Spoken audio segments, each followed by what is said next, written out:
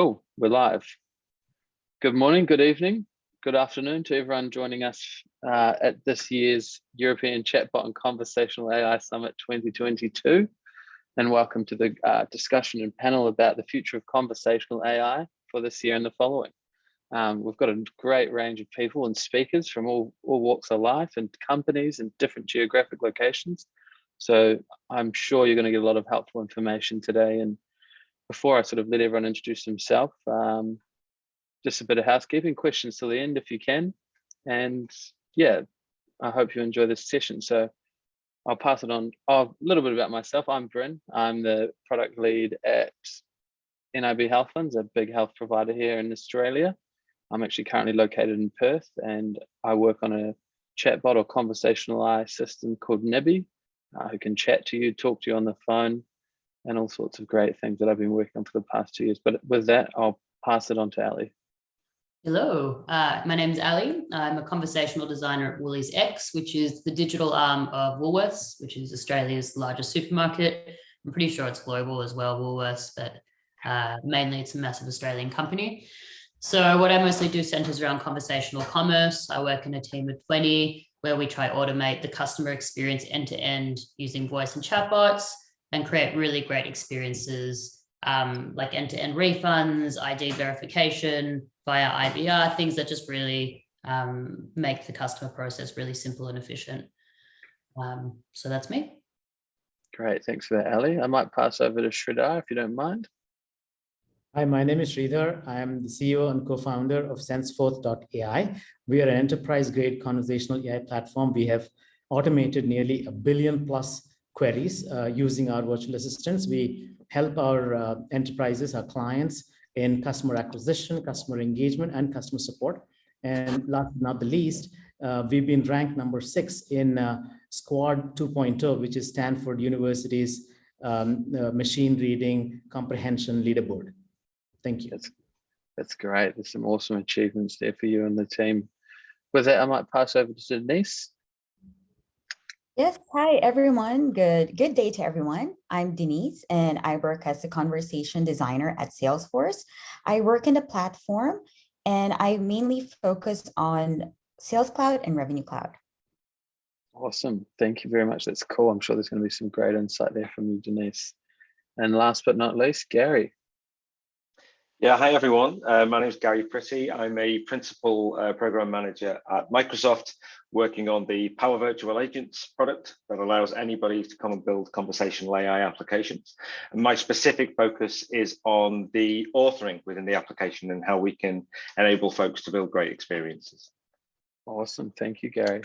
So that's our star-studded cast for this afternoon, this evening, or wherever you may be. But we're going to get into a few things today, but first of all, I think we'd like to start with this sort of question of what does a conversational AI team look like in 2022, and how will teams sort of, and we've lost Denise. We might keep going, I'm sure she'll be back. But with that, I might pass on to Gary. So what does the conversational AI team look like in 2022, and how does that continue to grow? Yeah, I mean, it's such an interesting question at the moment, and I guess it's a very dynamic answer. I mean, if we look back over, a few years ago, the building of chatbots and chatbot applications was really contained within sort of data science, very sophisticated computer programmers who had access to natural language models, etc. And it was quite a niche area. And with the introduction of a number of applications such as the conversational AI stack at Microsoft, that sort of broadened out over the last few years to development teams, and we sort of really, the whole industry empowered anybody who was a developer to go and build these applications. But I think what we're seeing more and more of now is, and I think it's through necessity, is the need for other disciplines, other roles to be involved within the design, build, maintenance of conversational AI applications, because they're really no different to any other application fundamentally. Just like a website or a mobile app, you need people from many disciplines. And so we're seeing a huge increase in these cross-discipline teams, so that anybody from a business user right through to a pro developer, and still, IT have a significant role to play as well. And so we really think about this as like a fusion team, bringing all of these roles together. And it will vary from business to business how they, the roles that they play, and the significance of that particular role within a particular project, or the point in the life cycle. But it's now very much not a single discipline. It's very much across the business. Nice. And Sridhar, do you have any comments around what the teams look like, and maybe some experience you've seen within some of the enterprises you've been working closely with? I know you see a lot of range of companies. Is there anything, what do teams specifically look for, or how you think they might grow? Absolutely. In fact, I sort of echo what Gary was saying. We are building multidisciplinary skills, and that's what we are seeing all around. In fact, people with user empathy within the multidisciplinary teams, we are looking at people with user empathy, with UX skills, plus language and writing skills, and some amount of domain knowledge together sort of creates a killer combo. And voice AI, again, brings a completely new perspective. Here we are talking about dialogue writing skills.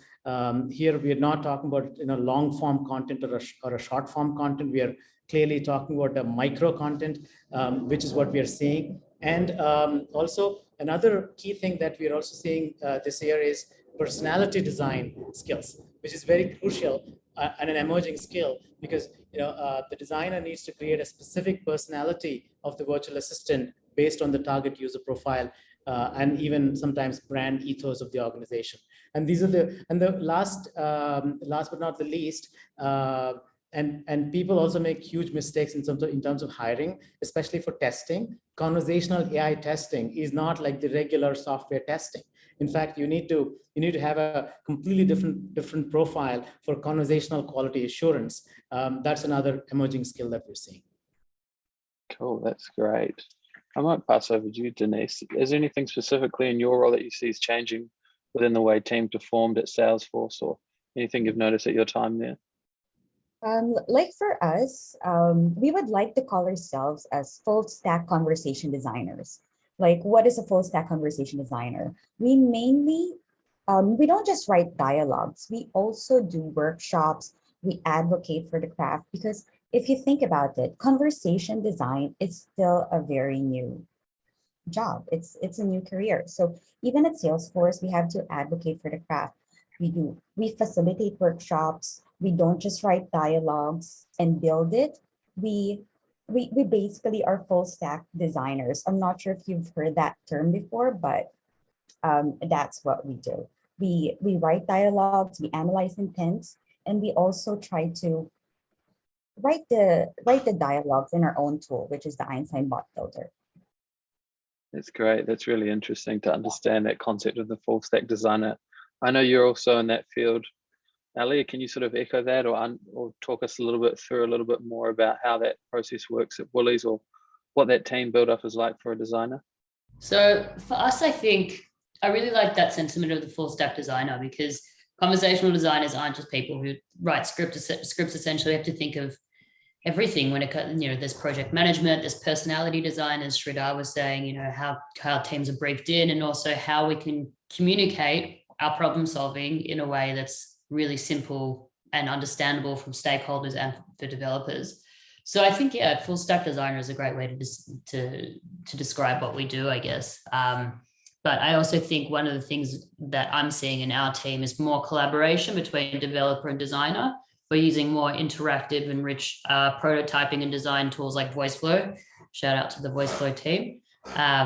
So basically we can create conversational journeys and prototype them on the spot, so we can take stakeholders and developers through the process so easily. And that gives stakeholders more input on the spot, and developers can weigh in on the spot as well with what's possible, what's not possible, how we can make things better, et cetera, et cetera. That's great. That's really interesting. I mean, from anyone's experience, do they understand that? Is there a difference now between the technology makeup of teammates you know, as a designer, you traditionally want to have front end, back end engineer. Are we starting to notice other technical skill sets coming into the team? And if that's changed, if anyone could speak to that. Well, I think Sridhar pointed it out, you know, definitely there's more need for QAs in conversational AI. There's so much that goes into the platform and things can be broken really easily. And we're very lucky to have a really thorough and efficient QA. But I think it's something that we're definitely going to see a lot more of in conversational AI teams for sure. Yeah. And what's some of the tasks they perform and help sort of support the team in that sense, going in deep there? Well, I think they kind of try to break the bot on purpose so we can make sure that things are working perfectly well. For example, we might be getting all this funding for a big journey we're doing for a vertical. I'm just talking in Woolworths terms because we're customer facing. We receive all this money to make this big shiny product. We have to make sure that it's working basically perfectly from the beginning. You know, no bot is absolutely perfect, but you want to make sure that all your bases are covered and the customer is happy, and also the fact that you won't be facing too many roadblocks while the customer is actually using the product. So I think a QA is very important. I think teams are becoming much more mature, and that's something that's being added to I guess the full lineup more frequently. Nice. I think that's interesting. And I think that the one thing to call out myself, I've noticed is, you know, data science and machine learning. You know, I think that's something I've probably never understood a lot of, and even probably still don't to a certain degree. But I think, you know, as a designer or a product manager, developer, you learn to understand basically how language models work and why the bot said this and why the bot said that, depending on what piece of software you're using. So I think that underlying domain knowledge is coming through a lot more, and especially when it comes to training a bot and working with engineers to get your training times down or understand why your bot's choosing this sentence over another. Yeah, I agree with that. Yeah, I think the most fundamental thing that I think has happened and is still continuing to happen is the realization that this can't just be and is not just a developer discipline, right? I think that it took a long time for that realization to happen in the world of the web and in the world of a sort of more traditional app design. And the same thing is playing out in conversational design and conversational development. It's just happening at an accelerated pace. I think that the other factors that are really interesting that are coming into play is still within many organizations. I think the group here are very lucky, right? We get to spend our entire careers, our entire sort of professional time working within the space of conversational AI. But there are still plenty of examples out there, customers that we work with, where you will have teams that are responsible for the web and they're responsible for the app, and now they're responsible for the bot. And so they are playing multiple roles. And so quite a lot of the time we're seeing alignment between roles. So you'll have the people who are working on the UX on web who are now working on the UX design for the bot. It's a very different discipline, but they are really expanding their skill set. And I think it remains to be seen yet whether or not, you know, does this just become a part of a UX designer's toolkit over time, you know, because plenty of UX designers work on both web and app. So does conversational design fall into that, or does it end up, you know, carving out its own role? Now, I guess it's probably going to be a mixture of the two, depending on the individual teams. But it's just fascinating to see it at the moment. It's it really is changing all the time.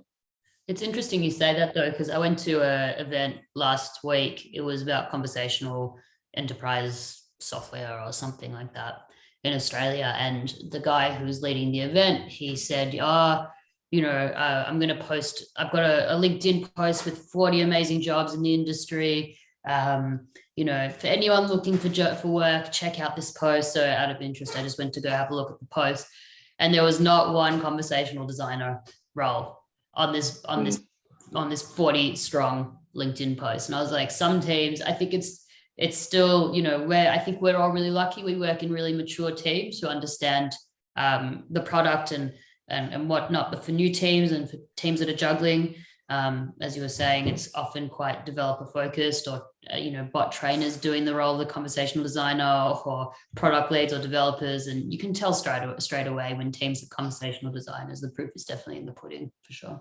Yes, yeah, Yeah. and I think the other factor I was going to mention is the almost commoditization of certain aspects of the design and build process. Right, it's not that long ago that you as a somebody developing a bot application would absolutely have to go and create your own natural language model, defining all of the entities, defining all of the intents, and actually really getting quite technical.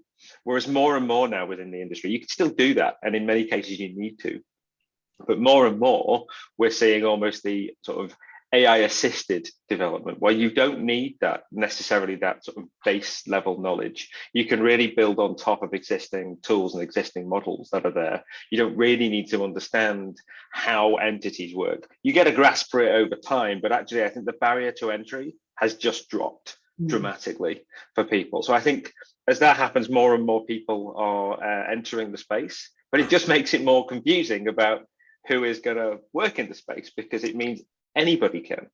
Yeah, absolutely. In fact, I just want to add one point there. We're also seeing another new role called the workflow designer, where there is a cross-pollination of skills happening. It's not just multidisciplinary, but somebody with the knowledge of, let's say, conversational design plus of course how the the interaction skills and domain skills, and also some amount of tech skills wherever the API integrations are required. So that's getting fused too. That's a very, very, very unique role that's emerging. But of course, they could be operating in silos too. Yeah, that's a really interesting point. I think there's a lot of tools now coming out, and designers are learning to help build some of that work in, as it doesn't require as much developer heavy work. So I think there's something we can take away for anyone out there watching, hire more conversational designers, not stop just hiring technologists. But with that said, I think that's some really interesting points there. So if you have any more questions, you can obviously hit us up about this topic. We probably won't be live, so LinkedIn's probably your best bet. But I think now moving into the next part, I think some of us have touched on it slightly. There's a lot of different skill sets, a lot of different people joining the team. So what are some of these processes when creating conversational AI? And we've heard loosely there, but I'd love to dive a little bit deeper. And maybe Denise, if you wouldn't mind starting us off, what are some of those processes you use when designing and interacting with developers, but also stakeholders as well, to sort of share what you're doing and how you look to improve your current product? Yes, of course. So one of the first steps in creating a conversational AI, so in our conversation design framework, we start with the discovery phase, wherein we conduct workshops. So in that workshops, we make sure that we invite cross-functional teams. So even if I don't work with end users, like I work in a platform, in that workshop, we have architects, researchers, like our engineers, our PM and UX, just to have all the different perspectives, and having those perspectives make sure that our design is accessible and inclusive for our end users. So having workshops also give the stakeholders ideas on what is conversation design, what do we do? And when we analyze the different user needs, we also think of use cases based on that user needs. After thinking of use cases, we analyze now what are good candidates for conversation design, because maybe there are some use cases that are not fit for conversation design. So that is our process. Like, we do workshops, we advocate for the craft, identify the user needs, problems, like what is the vision of the whole team, and then think of the different use cases and the different candidates for conversation design. I think that's our process. That's how we do it. Nice, it's really interesting. And can you say sort of specifically sometimes what stakeholders are looking for when you're sort of presenting some of this work, or the things that interest them specifically that you've noticed throughout this process? So like in the workshops, we also analyze the different metrics. So you always need to bring like the business value, like what value will it bring to the business? For example, you want to solve for this one use case. You make sure that it ties to the business value. So that's one of the things that I see that interests the stakeholders. Yeah. of course, it always must be having value back up to the top, and also for our end user as well. Exactly. Sridhar, is there anything you'd like to add there in some of the processes you've noticed through multiple enterprises you've engaged, or things stakeholders specifically look for when being involved in some of the projects you've been involved in?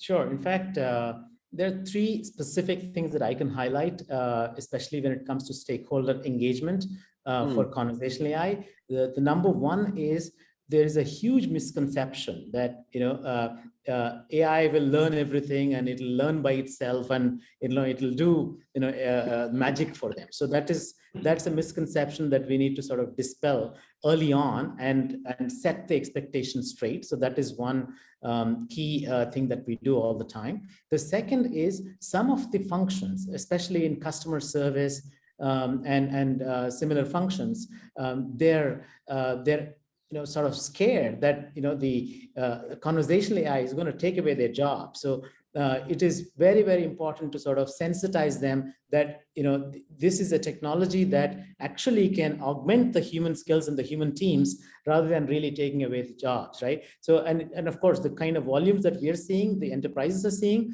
that typical human teams will not be able to handle. So so that kind of first line of defense where conversational AI comes into the picture, and then of course the complex queries and stuff can be handled by humans, more creative stuff, more analytical stuff.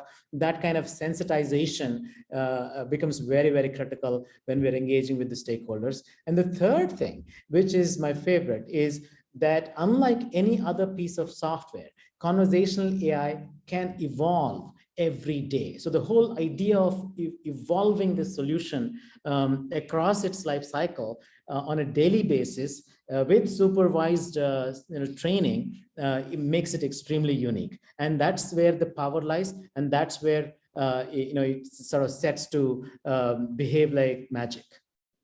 Yeah, I love the the first point that you you had there around expectation setting, because I think it's so critical with stakeholder engagement, and it really comes back to what Denise was saying about making sure that you've got everybody and all of the right people in the room, right from the inception of the project. And I think where we're seeing that fail sometimes, good examples of why you need to do that with some of the people that we work with, is there's a, I think, because again it goes back to other types of application design. If I'm building a website, I'm building a web page, and I drop a button on the web page, there's only so many things that can happen there, right? What if someone clicks that button? Either they're going to click it or they don't. And so there's some sort of predetermined routes that the user can go down. And I think designing for that, you can fall into the trap with conversational design that you ask the user a question and people don't really consider all of the edge cases. So you have to have someone in the room who really understands the fact that they might interrupt. They might, their response might be ambiguous. They might actually be looking to switch an intent. So it's important to have at least sort of conversational AI experts in the room, along with the domain experts, and almost expectation setting as well, in that you can't expect to get this thing right on day one, right? Day one, you're not going to launch this and you've tested it to the nth degree and it's going to catch everything, because it's just unrealistic. And more we're starting to get that message across to customers, but you still find customers who will turn up and they will approach it as if they can get it 100% right 100% of the time. Here's all of their tests. They've got 100% test coverage. And so I think that expectation setting is just so critical for stakeholder management, because it's our job, anybody working in this industry, to educate people. Because if we don't educate people, it just causes mistrust of the technology further down the line. I've seen it a few times where customers have rolled something out. They've had misaligned expectations of what it can do, and then it puts them back. They still end up rolling it out, but they roll out slower because it takes some time to actually build up that trust. That's really interesting.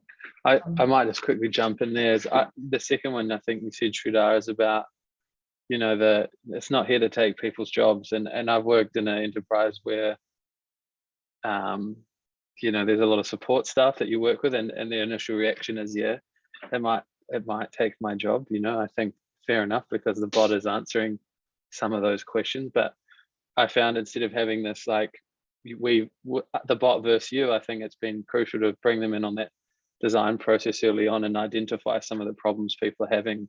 And generally those people, and if you are working on a platform team, you're not always the closest to the customer, and these people can be sometimes your biggest tool and asset into understanding more about the customer and where they're going wrong. And it's simple as setting up an internal workplace group or Slack channel or something similar, where people are continuously posting feedback, and they kind of find it like exciting to when they hear the bot going wrong and they post that feedback consistently, and then sort of involving them. Okay, it was wrong.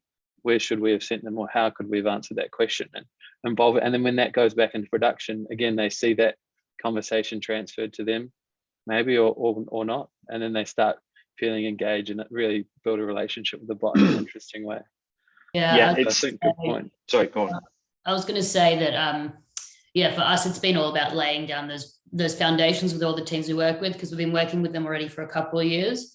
So it's at the point where we've got this really, this kind of the symbiosis between the domain owners and the designers and the developers. We all kind of understand each other, and the stakeholders get really excited about putting, input into what the next journey we build for them could be, like what the next experience could be for the customer. And that often comes from them. So giving them that power, making them feel empowered, that they're making an impact in our bot ecosystem is really great for them. And it's something that creates a really positive environment. And it's interesting because, initially, it's an environment where people think we're taking their jobs, but eventually they're like, oh, how can we make this process so much better? We don't have to do this really mundane task anymore. So I think it's kind of growing. That's it, right? I mean, I think it's getting across to people and helping people understand that this is not about replacement. This is about augmentation, right? This is about taking away the mundane tasks so that you can be more valuable, right? And you can be more motivated, because it helps end customers because they're waiting less time to be serviced, and it's helping the agents because they are spending less time doing mundane tasks. And one of the analogies I've used in the past is you think back to, I don't know, 100 years ago, I don't know when the technology was created, but people who worked in a bank would need to count all of the money manually, and it would take time. You would rock up with a whole bunch of notes or a bunch of change, and they'd have to sit there and they'd have to count it, taking time, and probably got really sick of it by the end of the day. And then someone introduced a funky new machine which actually just drop the money into and it counts it for you, because then you can get more done, you're more motivated, there's less of a sort of a boring part of your day. And I think it's really getting that across to people. And I think we're starting to see that now, because a lot of the focus that we see is all around agent assist. It's not about selling bots on their own. It's about selling bots as part of a broader thing, like a contact center, right? And I think if you sell it and position it in that way, it's much easier for people to sort of get their heads around. In fact, I asked one of the customer service teams, how many times in a day would you like to answer the question, where's my order? Right? So I mean, that you have to do that for 250 times in a day. You might as well quit the job and do something else. So that worked on that day. But honestly, for us, we work a lot with the customer hub team, which is the contact center, and they basically look at their top queries every quarter, and they come to us being like, how can we automate these queries so we don't have to answer them anymore? And that's generally what we're doing. For example, it takes forever to ID an insurance customer, because you have to, ask what's your address, what's your blah, blah, blah, what's your blah, blah, blah. Now we do that with the bot in like 10 seconds. So that's something they don't have to do. Or how do I make a payment? The bot tells you how to make a payment, or the bot makes a payment for you. Or how do I find an item on the website? The bot tells you where you can find the product. So I just think now the customer service teams, they're all about it. They're like, yes, yes, yes. I don't want to answer these boring questions anymore. And they have goals as well, right? Like how long it takes to handle a call or a chat, you know, and if it's too long, you know, so if you're helping speed up that process like authentication, it leaves them more time to focus on actually helping them. So it is twofold at times, especially when, you know, some of those business metrics require reduction in handle time or average handling time. I think that's a really interesting one. Is there anything else anyone would like to share before we sort of move on to the next question? I would like to share about I just want to go back to like setting expectations. Yeah. So for anyone who needs to advocate for the craft, I think when you talk about what conversation design does, you can start also, like someone mentioned, like creating a Slack channel. So what I usually do is like create a Slack channel for like the domain participants before the workshop. And in that Slack channel, you talk about like some pre-work and also the different deliverables that you will be giving everyone and what are the next steps. So through that, everyone gets excited, everyone collaborates, and it helps basically set expectation on what conversation design could do for the team. That's really good. I think just in general with the keeping people engaged now that we're on Zoom so much, I think giving them that little bit of excitement before the meeting, so we know all how it starts. Sometimes we all get there and no one knows what they're doing, and then everyone just talks for an hour and nothing gets done. I think everyone's been in at least one or two of those in the past week, even possibly. So I think that is a really good point, especially if people aren't. I think someone also said earlier, might have been Gary or yourself, Denise, like advocating for that product and that process and sharing information. So they're setting those expectations, even so we don't get to the meeting and someone asks for them to do a little bit of magic, like you referred area.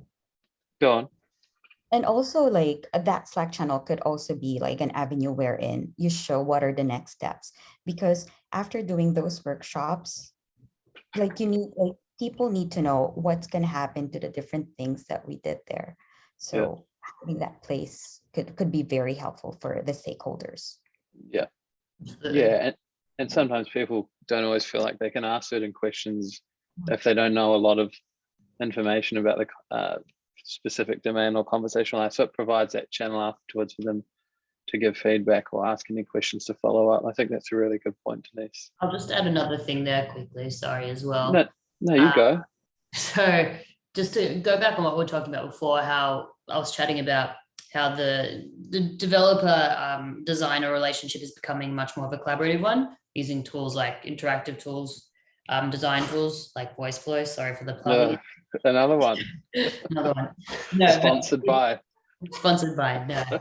So it's kind of cool though, because when you come to these kind of discovery workshops, or if you've had a briefing before, you're able to often stakeholders have a hard time picturing how things are actually going to work. So if you can actually come with some sort of a demo to a discovery session or to, one of the first sessions you have, they get so excited about it from the beginning.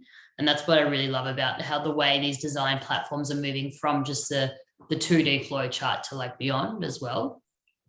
So I think definitely to look for. And I completely recognize that. So before being at Microsoft, over the last few years, I was on the digital agency side of things. And so I was out there working with customers, and we were selling the service of, working with them to build out these applications. And the fact that the tooling has become so straightforward to actually get started and, build, a relatively sophisticated, albeit happy path, dialogue, it made our process.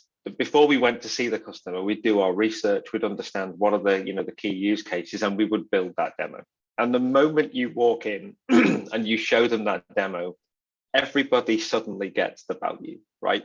I think when you are, I think we had some early experiences when we first started talking about it, where we'd say, we want to come in and talk to you about chatbots. We want to come and talk to you about conversational AI. And we walk in, we didn't have a demo.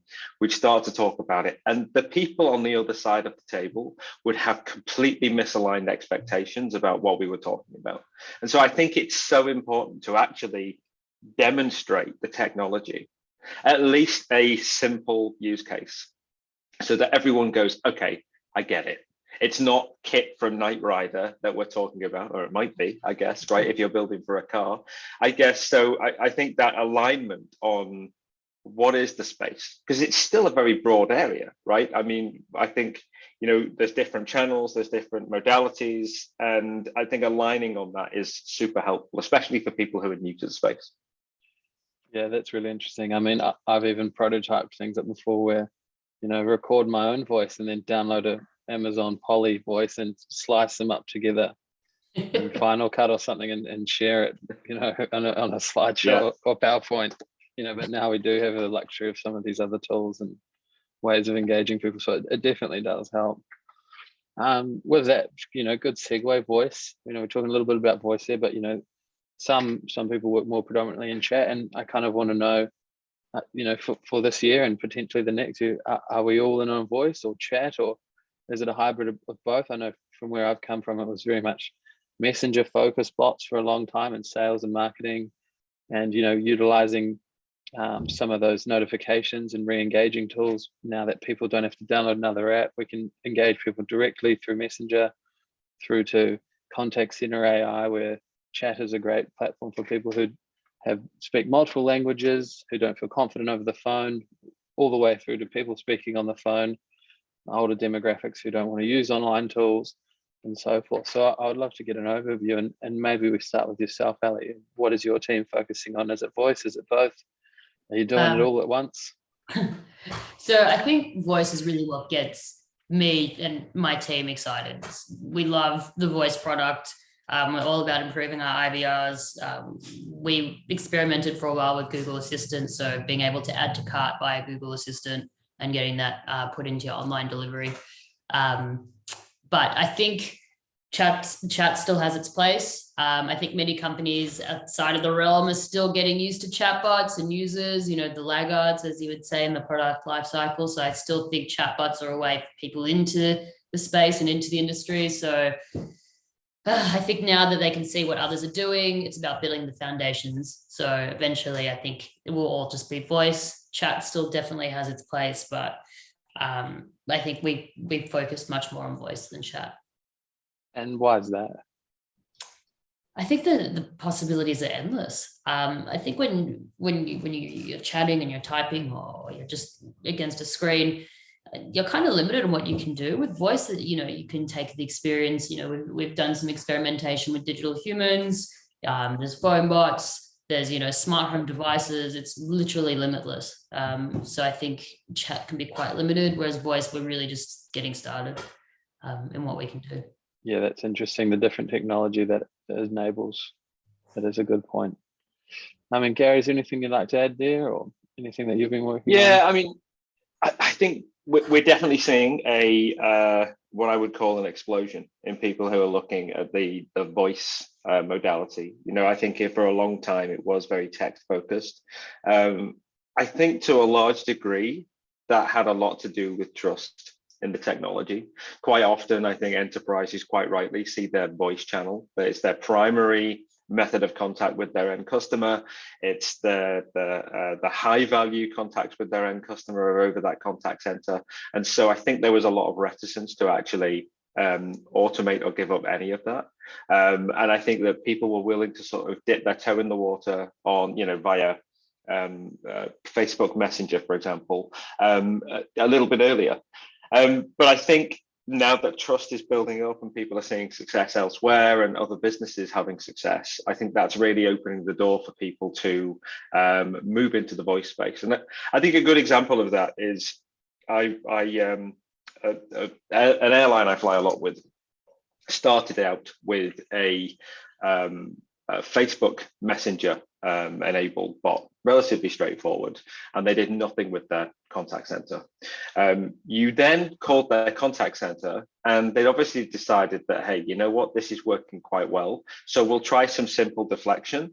If there's a long wait, then we're going to offer to send you a text message or an email, and so you can jump into that chat. So it was literally just a straightforward channel switch. And now that seems to have worked, they now appear to be rolling out automation within the contact center as well, where you can actually now talk with a bot bot. And I think it's a well-trodden path for a lot of organizations where they start on one channel. It's almost like land and expand. And it really fits with the model that, we preach all the time, which is, well, certainly I do, which is start small and iterate, right? Don't try and solve the world in one go. Pick a channel, pick a modality, really work to get that right. And then once you've got, V1 out the door, continue to iterate, and then you can expand based on the data, right? That's the other thing. I think Ali, you mentioned it before, which is customers who are looking at the top intents, the top queries that are coming in for that particular quarter, and using that to really define what happens next. I think data is a very, and analytics is a very underutilized thing, even today, within conversational AI. We're all really used to having tools like Google Analytics and lots of other tools to really measure to the nth degree how people are using the website with heat maps, etc. And I think that's the way we have to go with conversational AI. The big advantage I see, and this is something that I think is not recognized enough, is with a website, I can have 100 users drop onto my website and they drop off within 20 seconds, and so my bounce rate is sky high. But it can be really difficult for me to really understand what they came there for. And I think with conversational AI you have a real advantage, because every one of those users has turned up and told you exactly what they came for, right? And so I think that data is a goldmine, right, for improving the service relatively quickly. Yeah, that's a really good point. I think I find it harder to get, information from websites and stuff, because I'm so used to sometimes conversational AI where they tell me exactly what they don't like, even to the point where they don't like one of the football players that our team sponsors on the weekend. I can get so granular about what frustrates people with either the service or the product or just anything about the business. So I think there's a goldmine not just for our teams, but for other parts of the business. I think that the hardest part is at scale when you're doing hundreds of thousands, of conversations a month, and you can't just sit there and read 100 in a spreadsheet. You can early on, but now it's like, do you aggregate them at a high level by intent? But then those intents, you can break them down even more to sub-intents and entities. Yeah, go on, Ellie. There's some really cool platforms coming out, one which we're actually starting to use, Human First and Qbox. So they're for bot trainers. More specifically, we use them all the time, but it basically allows you to feed in your data into the platform, and then it it kind of gives it clusters. So it sorts your utterances into clusters, into groups, so you can see, okay, how many people are asking about this, how many fallbacks are happening where customers are asking about this, and it really makes an easy way to sort through your utterances. So I think we're also we're looking at this all the time as a team, but how can we streamline monitoring conversations so we don't have to look for needles in haystacks all the time? How can we just have the data in front of us and be, okay, this is an issue, rather than having to dig and dig and dig. So I think for us as a team, that's definitely what we'll be doing in 2022. Part of our processes is how we can streamline that monitoring, because data is just so important to us as well. Yeah, we're seeing it in, I think you've probably seen a start of it within agent hubs, certainly within Dynamics 365 that we have, our customer service platform.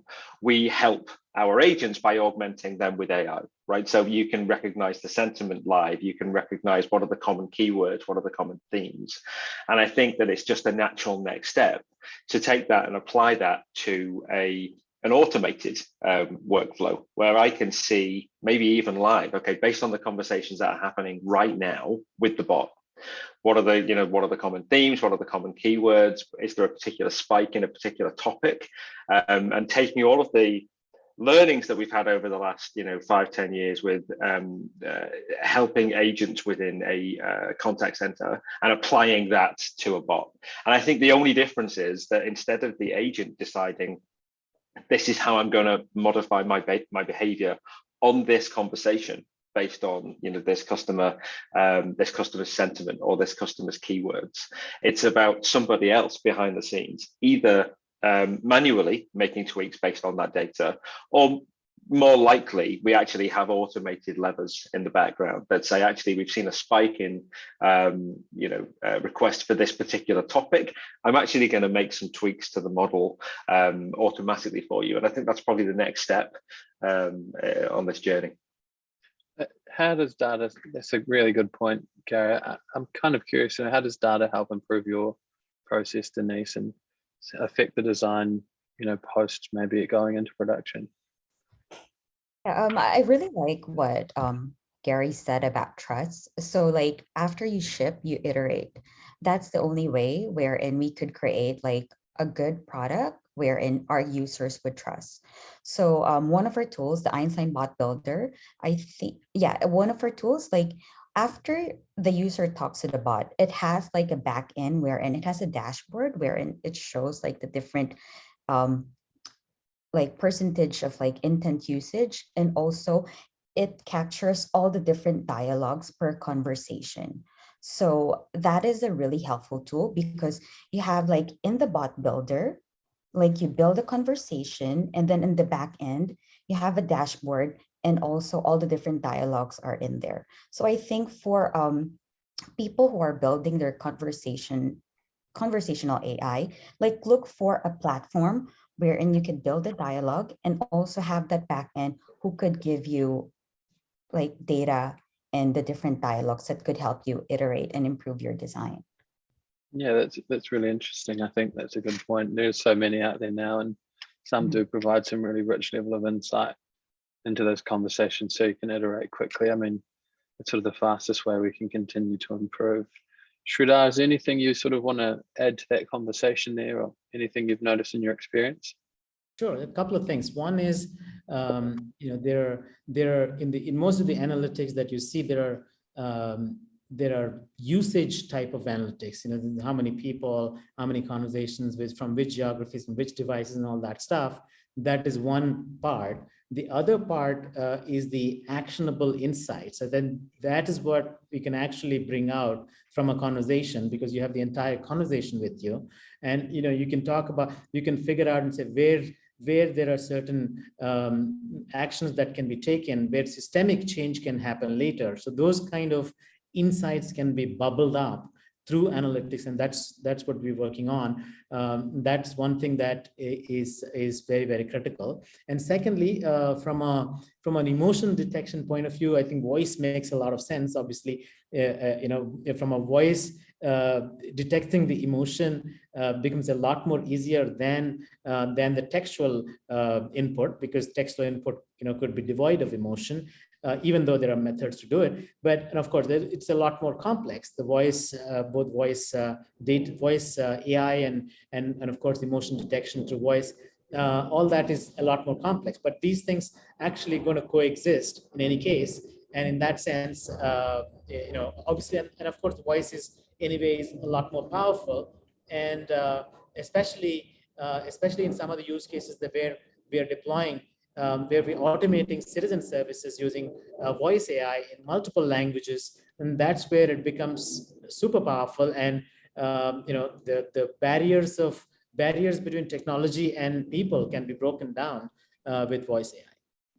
Yeah, that's really interesting. You start to understand people's moods and their accent, and that helps you categorize them as opposed to just what they're saying. I think if you have a chatbot that's predominantly in English, there's a lot of people from a lot of different nationalities who can speak English to some degree and can have that conversation via chat, because it can be quite simple and slower.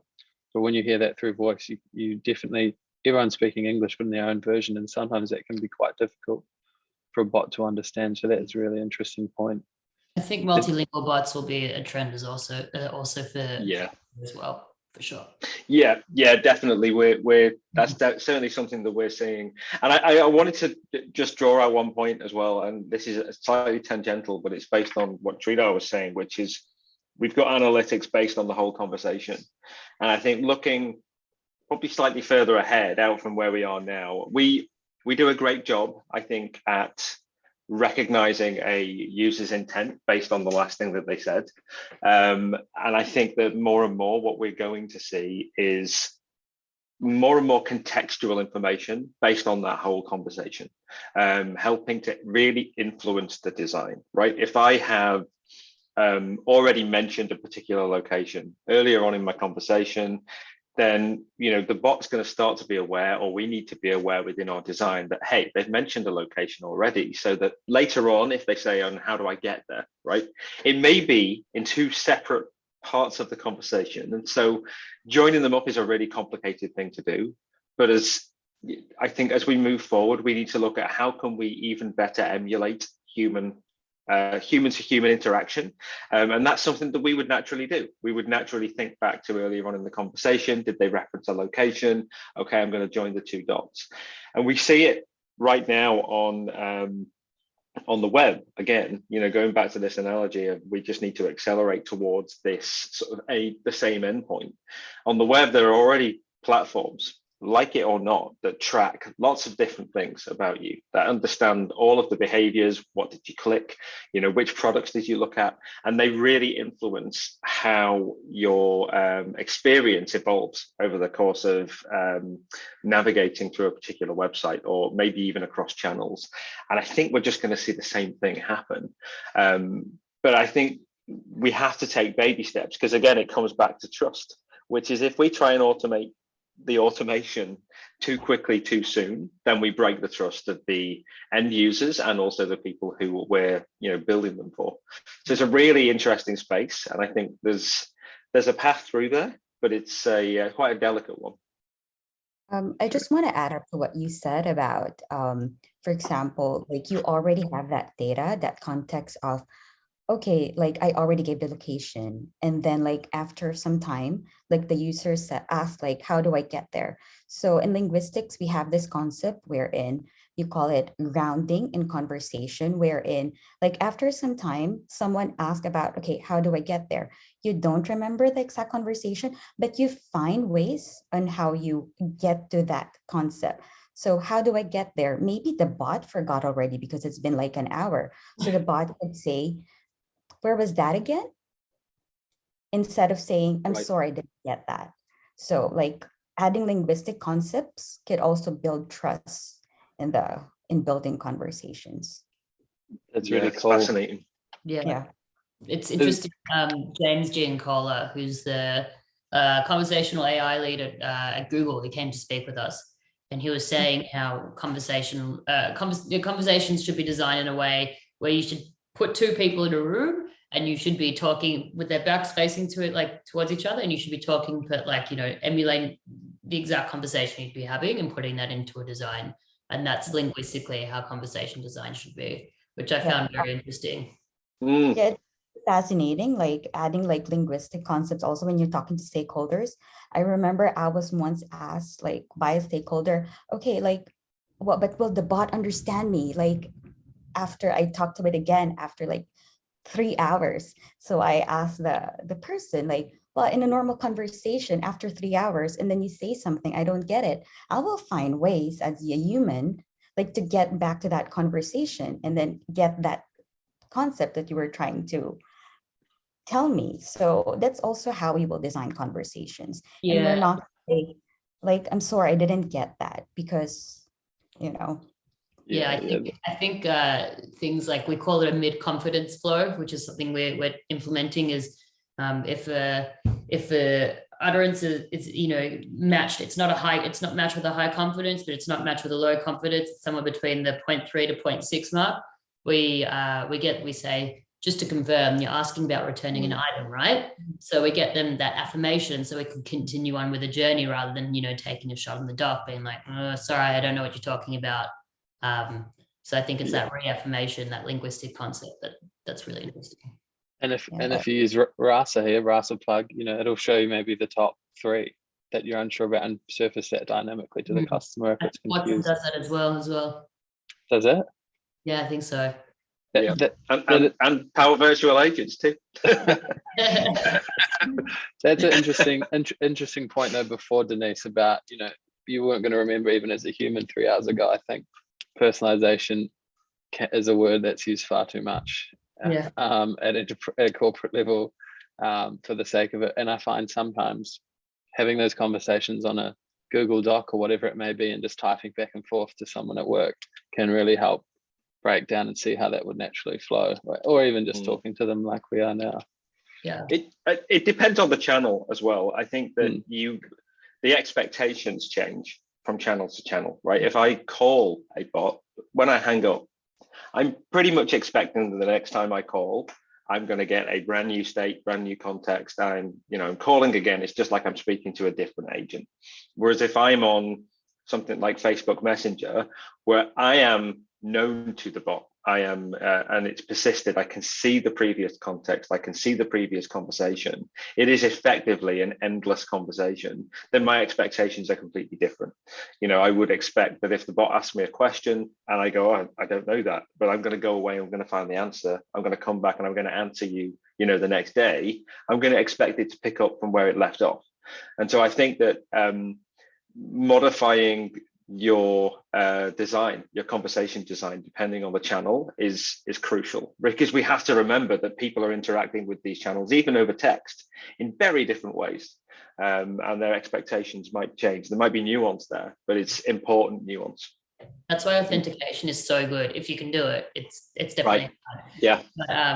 But, Webflow's a couple of authenticated journeys, and they just make life so good, because it's like we know the customer and they know us, and we can see that they returned an item yesterday because it was damaged. So we can ask them about it, or we know their name, or we know where they live.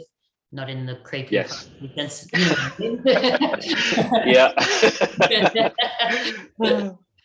Not I think these are all very good conversations, but I'm aware we are getting to the hour, and I think it's probably a good opportunity in here. And if you're to focus on one thing for the 22, and you could say it in one word, what's something you're going to be focusing on in one word for this year when you go to work and think about these conversations and conversational AI? I'll start with language would be my word. Ellie? I'm gonna go with streamlining. Oh. Yeah. Gary? Oh. Denise. Denise. All right. Okay. So I think alignment. Nice. That's my word. Alignment. It's a great word. Gary? Yeah, I think fusion. Since I can only have one word, I mean a fusion team, right? How cross-discipline. That's really good. And lucky last, Sridhar, if you're picking a word for 2022? I would say cross-pollination between technology and creative and interactive skills. So this is all that coming together would be great. Oh, that's really good. That's a great way to finish. So thank you everyone for tuning in. I hope you got lots of information and insightful knowledge into how teams are working and what we're focusing on for this year and so forth. If you have any questions, feel free to reach out to any of us over LinkedIn or however we may engage. And I hope you enjoy the rest of the festival. So thank you.